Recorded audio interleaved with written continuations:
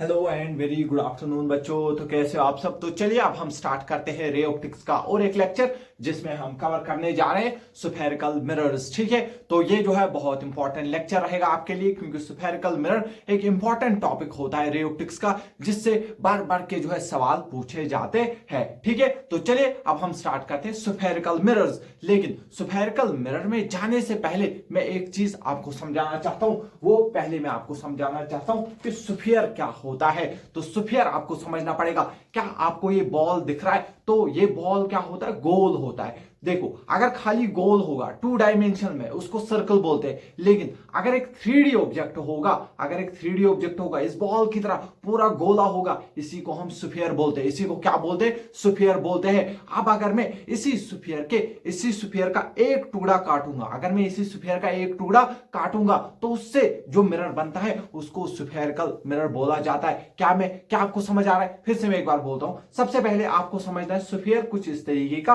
होता है, लेकिन ये हॉलो होना चाहिए, यानी कि अंदर से ये खाली होना चाहिए, एकदम टेनिस बॉल की तरह। वो भी मैं आपको दिखाना चाहता हूं। एक सेकंड आप रुकिए।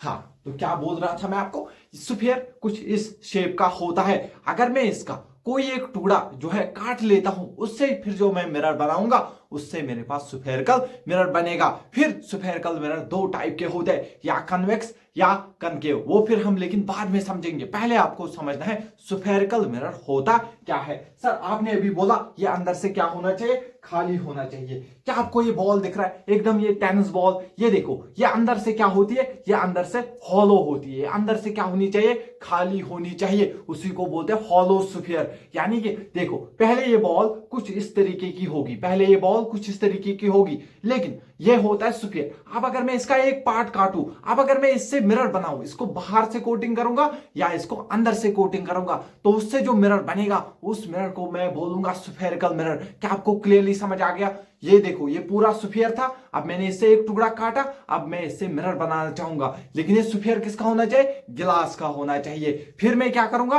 अगर इसका बाहर वाला सरफेस कोट करूंगा तो ये बनेगा कनकेव मिरर, यानी कि अंदर वाली सरफेस से रिफ्लेक्शन होगा। और अगर मैंने अंदर वाली सरफेस को कोट किया और बाहर वाली सरफेस से क्या होगा? रिफ्लेक्शन होगा, तो उसको हम कॉन्वेक्स मिरर बोलते हैं। आई होप आपको समझ आ गया होगा कि स्फेरिकल मिरर क्या होता है। स्फेरिकल मिरर क्या होता है? एक स्फीयर जैसा होता है, एक ग्लास स्फीयर होना चाहिए, लेकिन जो अंदर से क्या होना चाहिए? खाली होना चाहिए। इस तरीके से अंदर से ये खाली होना चाहिए। इससे अगर मैं एक टुकड़ा काटूंगा, मान लीजिए इससे मैंने ये वाला टुकड़ा काटा, अब इससे जो मैं मिरर बनाऊंगा उसको मैं स्फेरिकल मिरर बोलूंगा। अब वो दो टाइप का हो सकता है, या तो वो कॉन्वेक्स हो सकता है या ही वो कॉन्केव हो सकता है। अगर मैंने इसकी बाहर वाली सरफेस, ये जो बाहर वाली सरफेस है, इसको कोट किया, यानी कि इसके ऊपर पेंट किया, तो अंदर वाली सरफेस पे मुझे शक्ल दिखना स्टार्ट होगा, यानी कि यहां पे रिफ्लेक्शन होगा। ऐसे मिरर को कॉन्वेक्स में कॉन्केव मिरर बोला जाता है। लेकिन अगर मैंने इसको अंदर से ही कोट किया तो फिर मुझे बाहर वाली सरफेस से रिफ्लेक्शन देखने को मिलेगा। वैसे मिरर को हम कॉन्वेक्स मिरर बोलते हैं। आई होप आपको ये समझ आ गया होगा। ठीक है, तो ठीक है, अभी मैं इसको लिख के रखता हूं सो दैट थोड़ा सा टाइम बच जाए हमारा। हाँ, तो मैं क्या बोल रहा था आपको? स्फेरिकल मिरर आपको मैंने समझाया। तो मान लीजिए ये हमारे पास कोई गिलास स्फीयर है। क्या है? गिलास स्फीयर है। ध्यान से देखना, ये क्या है मेरे पास? कोई गिलास स्फीयर है। ये कोई गिलास स्फीयर है। यहां पे मैं क्या कर रहा हूं? इसका एक टुकड़ा मैं यहां पे कट कर रहा हूं। मैंने इसका एक टुकड़ा यहां पे क्या किया? कट किया। और उसको जो है इस तरीके से आपको ये दिखेगा। क्लियर हुआ? ठीक है। हाँ, जनरली देखो, बच्चे को क्या कंफ्यूजन होता है, उसको जब भी दिखता है स्फेरिकल मिरर उसको लगता है ये सिर्फ ऐसे होगा, लेकिन अभी मैंने आपको सिखाया ये ऐसा नहीं होता है। जनरली में जब हम इसको कट करते हैं तो कुछ ये इस तरीके का आपको दिखता है, एक बाउल जैसा शेप इसका दिखता है आपको। बहुत बढ़िया। दैट मीन सर ये असल में सर इस तरीके का होगा। किस तरीके का? ये असल में इस शेप का होगा। ठीक है सर? ठीक है सर, आपने काट किया। देखो, अब अगर मैंने इसका बाहर वाला सरफेस पेंट किया, बाहर वाला सरफेस का पॉलिश किया, कोटिंग की बाहर वाले सरफेस की, दैट मींस वो वाला सरफेस ओपेक होएगा और लाइट यहां से एंटर करके फिर रिफ्लेक्ट होगी। दैट मींस ये वाला पार्ट जो है सर, आपने इसको क्या किया है? इसको मैंने पॉलिश किया है। इसको मैंने क्या किया है? पॉलिश किया है। या इसको मैंने क्या किया है? इसको मैंने कोट किया है। लेकिन जो इसका अंदर वाला सरफेस है वो फिर क्या हो जाएगा, इसका अंदर वाला सरफेस फिर क्या बनेगा सर, इसका अंदर वाला सरफेस रिफ्लेक्टिंग सरफेस बनेगा।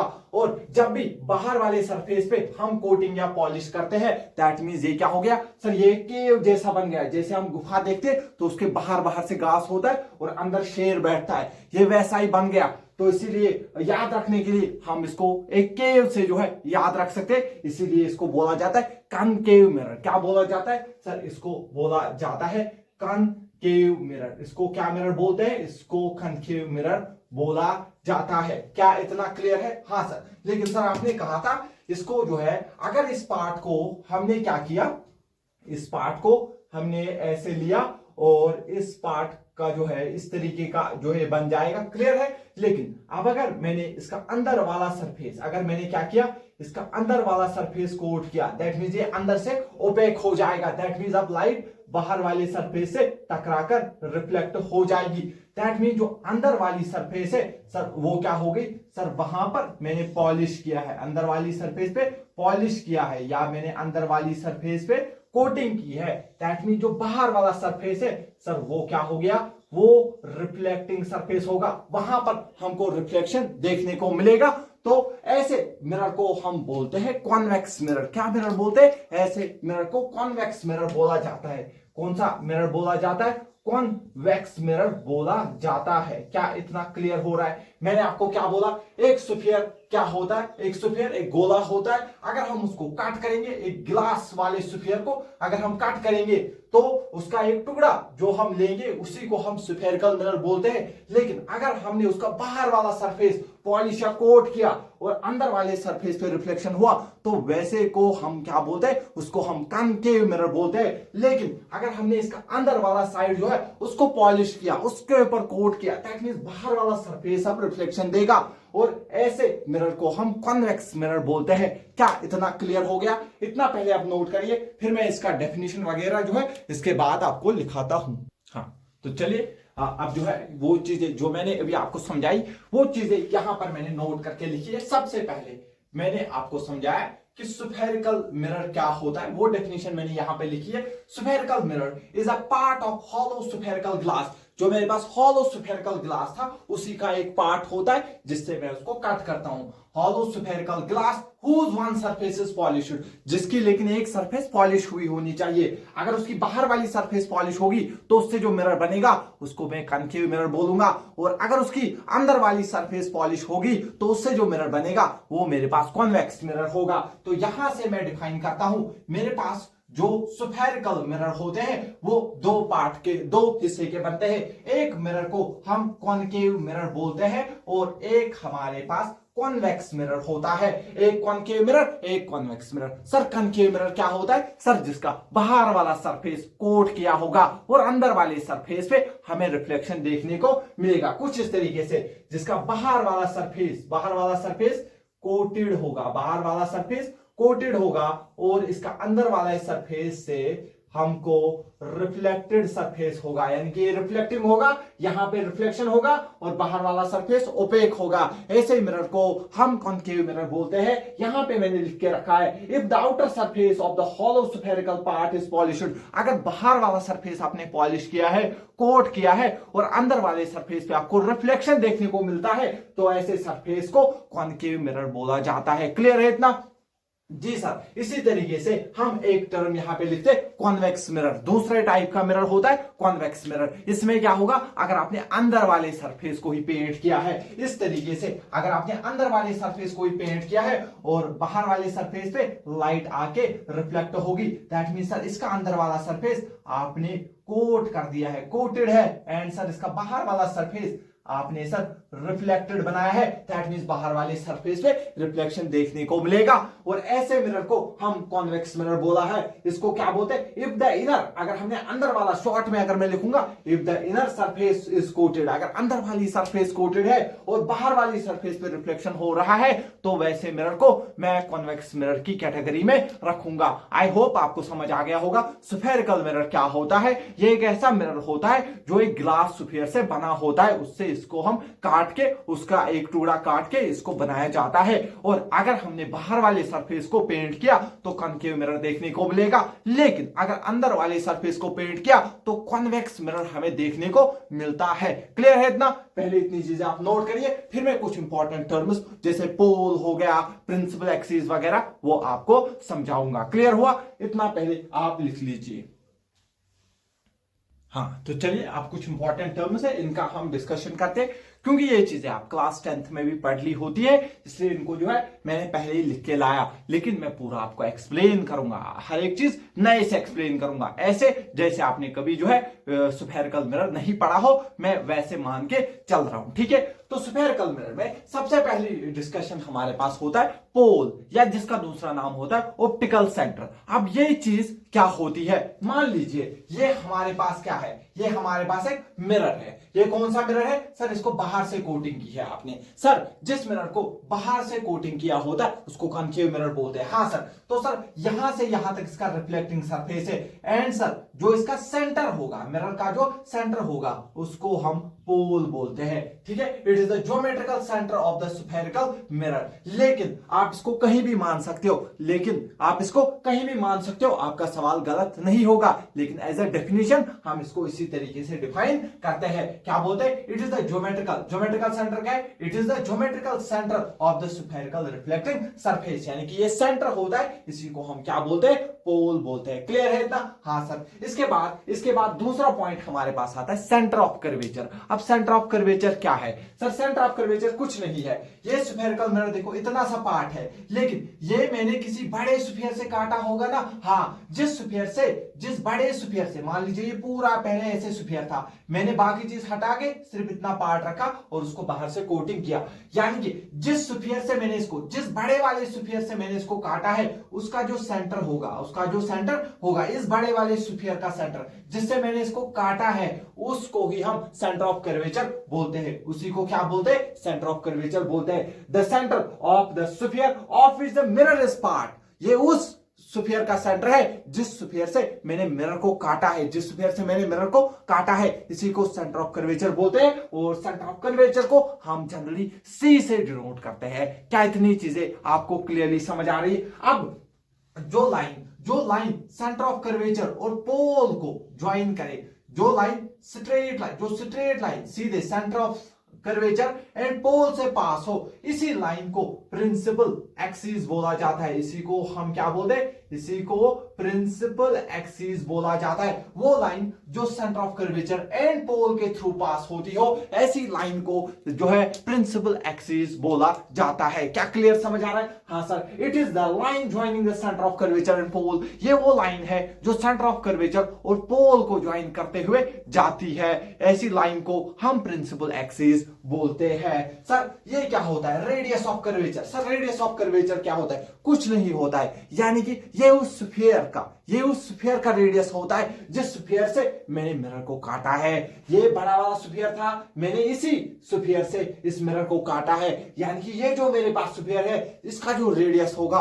उसी को रेडियस ऑफ कर्वेचर बोला जाता है। सर क्या बोला? फिर से एक बार समझाइए। सर रेडियस ऑफ कर्वेचर कुछ नहीं होता है, ये उस स्फीयर का रेडियस होता है, जिस स्फीयर से मैंने मिरर को काट के बनाया है। इस मिरर को मैंने जिस स्फीयर से काट के बनाया होगा उस स्फीयर का जो रेडियस होगा उसको रेडियस ऑफ कर्वेचर बोला जाता है। तो शॉर्ट में दैट मीन सर आप कह रहे हो सर ये तो इस स्फीयर से बना है, दैट मीन इस स्फीयर के सेंटर से यहां तक जो है इसी को हम रेडियस बोलते हैं। दैट मीन सर इसी को हम क्या बोलेंगे? Radius of curvature. Sir radius of curvature फिर से बताइए। ये उस स्फीयर का रेडियस होता है जिस स्फीयर से मैंने मिरर को काट के बनाया होता है जनरली। अब अगर यहां पर क्या बोलेंगे हम? ये डिस्टेंस कहां से मिल रहा है? पोल से लेके सेंटर ऑफ कर्वेचर तक जो डिस्टेंस होता है इसी को रेडियस ऑफ कर्वेचर बोलते हैं, और जनरली इसको आर से डिनोट किया जाता है। क्लियर है? पहले आप इतनी चीजें जो है नोट डाउन कर लीजिए।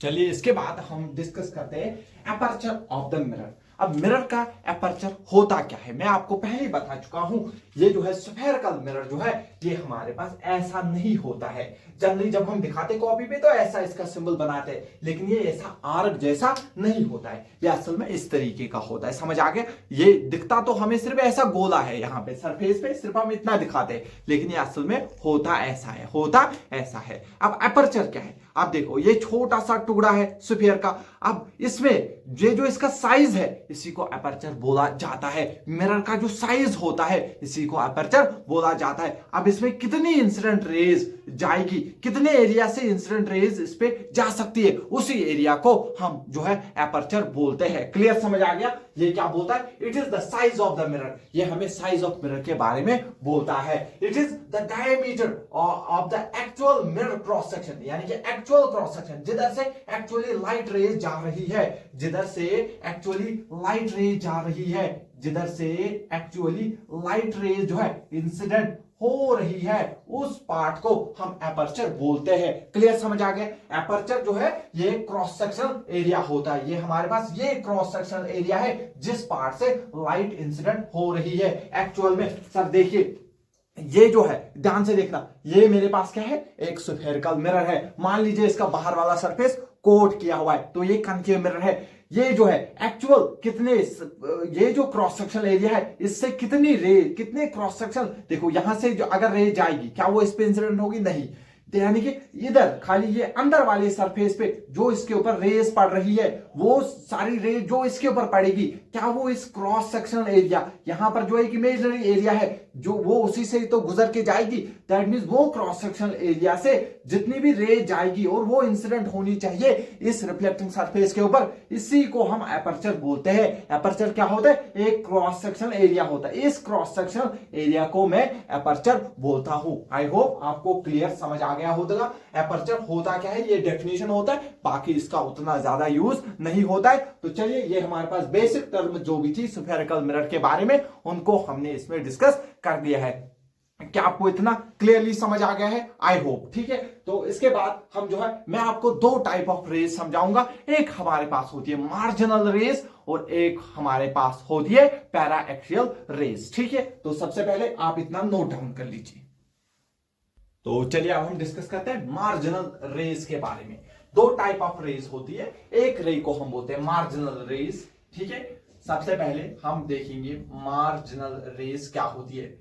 मार्जिनल रेस, हाँ, तो जो मार्जिनल रेस होती है ये ऐसी रेस होती है जो प्रिंसिपल एक्सिस से बहुत दूर होती है। क्या होती है मार्जिनल रेस? वो रेस जो प्रिंसिपल एक्सिस से बहुत दूर होती है। इन रेस को हम मार्जिनल रेस बोलते हैं। मार्जिनल रेस क्या होती है?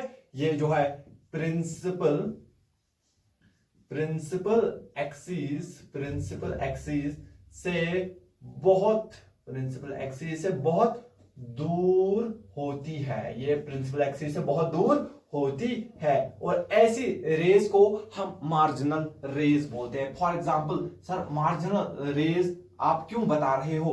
क्योंकि ये बताना जरूरी है, फिर आपको फोकस समझ आएगा, अदरवाइज आपको फोकस नहीं समझ आएगा। अभी तक आपको लग रहा होगा, आपको फोकस आता है सर जब भी प्रिंसिपल एक्सिस के पैरेलल रेज आती है जिस पॉइंट से वो पास होगी उसको फोकस बोलते, लेकिन अभी आपको समझ आएगा आपको क्या पढ़ाया गया है और क्या सच्चाई होती है। मान लीजिए यहां पर एक रे आई, वो इसके साथ टकराई, इस मिरर के साथ टकराई। ठीक है सर यहां पर इस मिरर का पोल होता है एंड सर यहां पर इसका सेंटर ऑफ कर्वेचर होता है। और सर जब भी मुझे एक स्फेरिकल चीज या सर्कुलर चीज पे जब भी मेरे को क्या करना होता है, एक नॉर्मल ड्रॉ करना होता है, तो सर वो लाइन उसके सेंटर से पास होनी चाहिए। दैट मींस इसका सेंटर क्या है sir? Centre of curvature. That means centre of curvature से पास होने वाली लाइन जो होगी वो एक स्फेरिकल मिरर के लिए नॉर्मल होती है। जिस बच्चे को पता नहीं है वो नोट कर ले। स्फेरिकल मिरर में सेंटर ऑफ कर्वेचर से पास होने वाली लाइन उसके लिए जो है नॉर्मल का काम करती है। ये यहाँ पे 90 डिग्री एंगल बनाएगी। ठीक है, चलिए उसके साथ कुछ नहीं है। ये रे यहाँ पे आई, सर जितना एंगल इंसिडेंट रे ने बनाया होगा उतना ही एंगल तो रिफ्लेक्टेड रे भी बनाएगी। एंड सर मान लीजिए अगर इसने थीटा बनाया, सर ये भी एंगल थीटा बनाएगी और सर ये इसको यहाँ पर जो है कट करेगी। क्या आपको ये चीज समझ आ गया? हाँ सर क्लियर है, क्लियर है यहाँ तक। तो इसके बाद मान लीजिए मैं एक दूसरी रे को यहां पर इंसिडेंट करवाता हूं, मान लीजिए मैंने इसको यहां पे इंसिडेंट करवाया, तो अब मुझे देखना है ये कहां से जाएगी। उसके लिए मुझे सबसे पहले नॉर्मल ड्रॉ करना है। सर नॉर्मल कैसे ड्रॉ करूंगा? नॉर्मल सेंटर ऑफ कर्वेचर से पास होने वाली लाइन वही हमारे पास नॉर्मल होगा। तो ध्यान से देखो, ये मेरे पास नॉर्मल हुआ। सर मान लीजिए इसने एंगल बनाया अल्फा, तो सर रिफ्लेक्टेड रे भी एंगल बनाएगी अल्फा। तो देखो इसने एक अलग पॉइंट पे कट किया, और एक लाइन अगर मैं यहां पे ड्रॉ लूं, और एक लाइन अगर मैं यहां पे ड्रॉ करूं, तो ध्यान से देखना मैं इसके ऊपर क्या करूंगा, एक नॉर्मल ड्रॉ करूंगा। जितना एंगल इसने बनाया होगा उतना ही एंगल रिफ्लेक्टेड रे भी बनाएगी, और ये अलग अलग पॉइंट्स पे कट कर रही है। लेकिन आपको जो चीज बताई गई है, आपको तो बताया गया था जब भी पैरेलल रेज आएगी, आपको बताया गया था जब भी पैरेलल रेज आएगी वो एक ही पॉइंट से पास होगी और उस पॉइंट को हम फोकस बोलते हैं। लेकिन यहां पे हम क्या देख रहे हैं, एक रे आ रही है वो इधर से जा रही है, दूसरी रे यहां से गई, तीसरी रे यहां से गई। दैट मींस सर ये तो अलग अलग पॉइंट पे जो है प्रिंसिपल एक्सिस को इंटरसेक्ट कर रहे हैं। दैट मींस सर यहां पे अब मैं फोकस कैसे बोलूंगा? सर फोकस तो वो कॉमन पॉइंट होता है जहां से सारी पैरेलल रेज रिफ्लेक्शन होने के बाद पास होती थी। लेकिन यहां पे सारी रेज अलग अलग पॉइंट पे जो है प्रिंसिपल एक्सिस को कट कर रही है। तो दैट मींस सर हमें समझ आ रहा है यहां पर हम फोकस को डिफाइन नहीं कर सकते। जब भी आपके पास मार्जिनल रेज होगी, मार्जिनल रेज ऐसी रेज होती है जो प्रिंसिपल एक्सिस से बहुत दूर होती है, और जब भी ये मिरर से टकराएंगे तो ये अलग अलग एंगल पे टकराएंगी, और वो अलग अलग उनका एंगल ऑफ इंसिडेंस, उसकी वजह से उनका अलग अलग एंगल ऑफ रिफ्लेक्शन होगा, उसकी वजह से वो प्रिंसिपल एक्सिस को अलग अलग पॉइंट पे कट करेंगी। दैट मींस सर इनके पास कोई कॉमन पॉइंट नहीं होगा। इसका मतलब आया इनके द्वारा जो बनेगी इमेज, इनकी वजह से जो इमेज बनी होगी वो इमेज हमको शार्प इमेज नहीं दिखेगी, आपको पूरी इमेज नहीं, वो इमेज जो है थोड़ी धुंधली दिखेगी, आपको वो ब्लर इमेज दिखेगी। दैट मींस जब भी मार्जिनल रेज होगी, जब भी हमारे पास मार्जिनल रेज होगी तो हमारे पास ब्लर इमेज बनेगी। क्या बनेगी?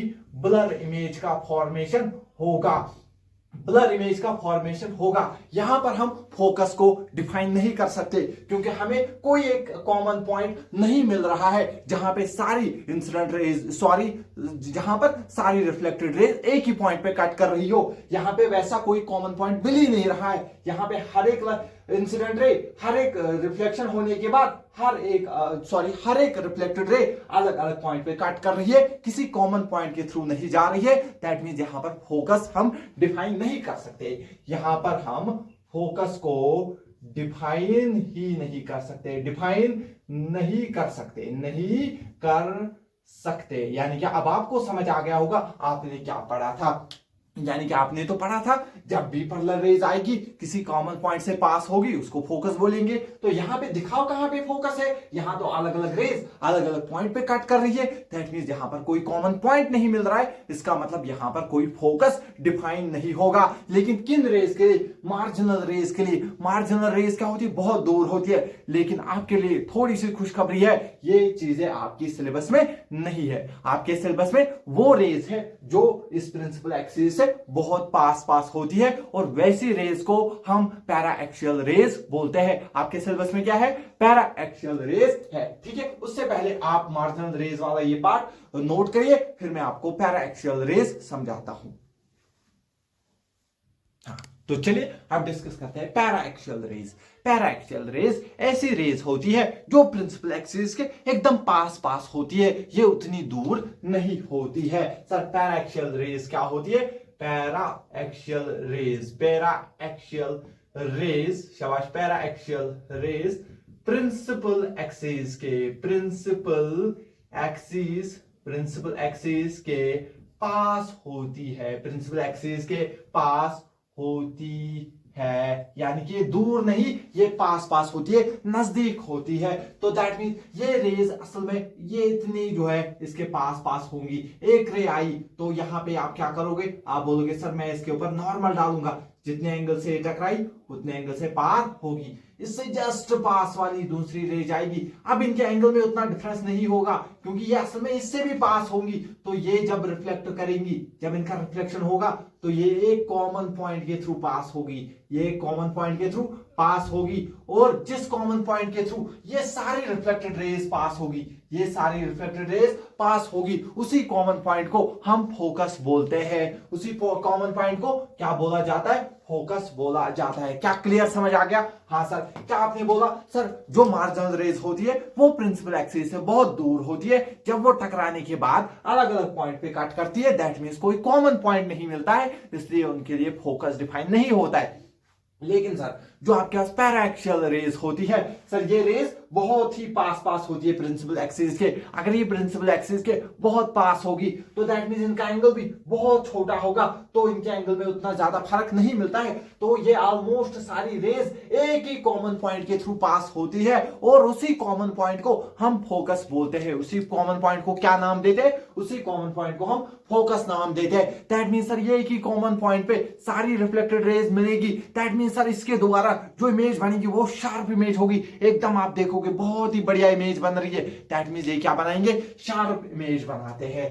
क्या बनाते हैं? ये हमारे पास शार्प इमेज बनाते हैं। क्या बनाते हैं? शार्प इमेज हमारे पास ये बनाते हैं। क्या क्लियर है? इतना आई होप समझ आ गया होगा। तो इसको नोट करिए, फिर हम फोकस जो है अब हम डिफाइन करेंगे। हाँ तो चलिए अब हम डिस्कस करते हैं फोकस। तो फोकस क्या हमने बोला? फोकस सबसे पहले डिफाइन ही होता है पैरा एक्सियल रेज के लिए। क्लियर है? हाँ सर। तो अभी आपने समझाया फोकस। फॉर एग्जाम्पल अगर मेरे पास क्या है, एक कॉन्वेक्स कॉनकेव मिरर है। क्या है? Concave mirror. सर ये क्या है? Centre of curvature. Sir centre of curvature क्या होता है? सर ये उस जो है स्फेरिकल मिरर का सेंटर है जिससे मैंने इस मिरर को बनाया है, यानी कि जिससे मैंने इसको कट किया है। सर ये मिरर जिस एक्चुअल में जिस मिरर से मैंने काटा है उसका जो एक्चुअल सेंटर है, उसका जो सेंटर होता है उसी को सेंटर ऑफ कर्वेचर बोला जाता है। ठीक है सर। तो आपने क्या कहा? सबसे पहले फोकस डिफाइन होता है पैरा एक्सियल रेज के लिए। पैरा एक्सियल रेज के लिए, paraxial rays that means ये रेज क्या होगी? ये काफी क्लोज होंगे। क्या होंगे? काफी क्लोज होंगे।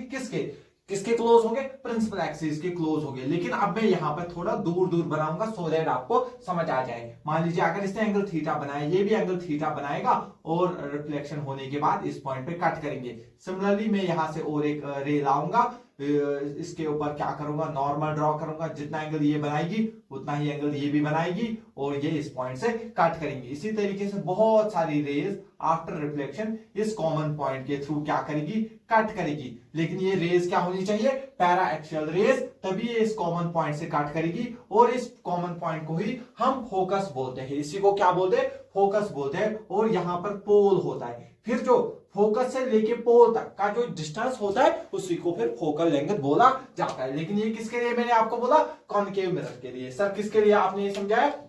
अभी तक तो मैं इसको समझा रहा हूं कॉनकेव मिरर के लिए। तो कॉनकेव मिरर के लिए फोकस का डेफिनेशन क्या होगा?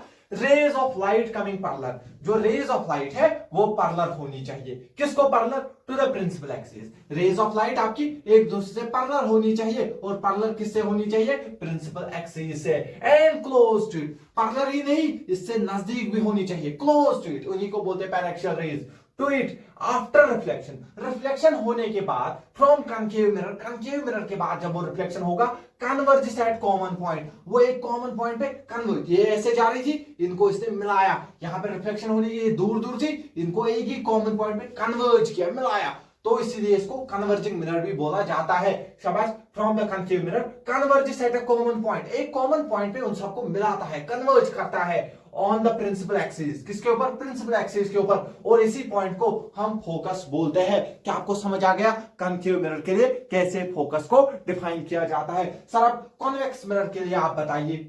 सिंपल, कुछ नहीं करना है। फिर से मैं यहां पर क्या लाऊंगा? एक जो है रिफ्लेक्टेड रे लाऊंगा। लेकिन सर अब ये क्या होगा? सबसे पहले मैं इसके ऊपर एक नॉर्मल ड्रॉ करूंगा। नॉर्मल कैसी लाइन? जो सेंटर ऑफ कर्वेचर से पास होगी। जितना एंगल इसने बनाया उतना ही एंगल ये रे भी बनाएगी और ये चली जाएगी। लेकिन एक चीज है, ये पैराएक्सियल रेज होनी चाहिए। पैराएक्सियल रेज का मतलब ये रेज काफी क्लोज होनी चाहिए प्रिंसिपल एक्सिस से। आफ्टर रिफ्लेक्शन ये चली जाएगी। क्लियर हुआ? लेकिन अब ये रेज बहुत क्लोज होगी। जब ये रेज बहुत क्लोज होगी तो ऑलमोस्ट ये एक कॉमन पॉइंट पे कट करेगी। ये सारी रेज जो है पीछे से एक कॉमन पॉइंट पे कट करेगी और इस पॉइंट को हम क्या बोलेंगे? फोकस बोलते हैं कॉन्वेक्स मिरर के लिए।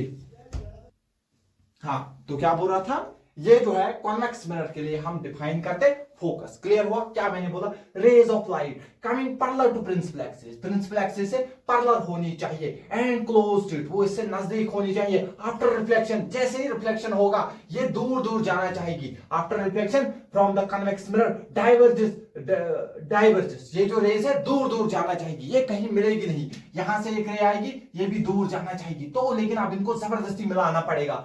ठीक है, the diverging rays on being produced backward, जब मैं इनको जबरदस्ती मिलाना चाहूंगा पीछे से, meet at a common point, जिस कॉमन पॉइंट पे मीट करेंगे उसको हम फोकस बोलते हैं, और यहाँ पे पोल होते हैं। पोल से लेके फोकस तक जो डिस्टेंस होगा उसको हम फोकस लेंथ बोलते हैं। ठीक है, तो ये कुछ बेसिक चीजें थी जो मैंने आपको आज के लेक्चर में समझाई। बाकी जो है कल से हम जो है मिरर फॉर्मूला से स्टार्ट करेंगे। ठीक है, ये थोड़ा सा मैंने जो है बेसिक टर्म्स थी, ये आपने ऑलरेडी पढ़ी होती है, तो इसलिए जो है ये लेक्चर मैं आपको दे रहा हूं, सो दैट आप इसको कंफर्टेबली देखे मिरर फॉर्मूला से पहले आप इसको अच्छे से तैयार करके लाइएगा। ठीक है, तो मिलते हैं नेक्स्ट लेक्चर में।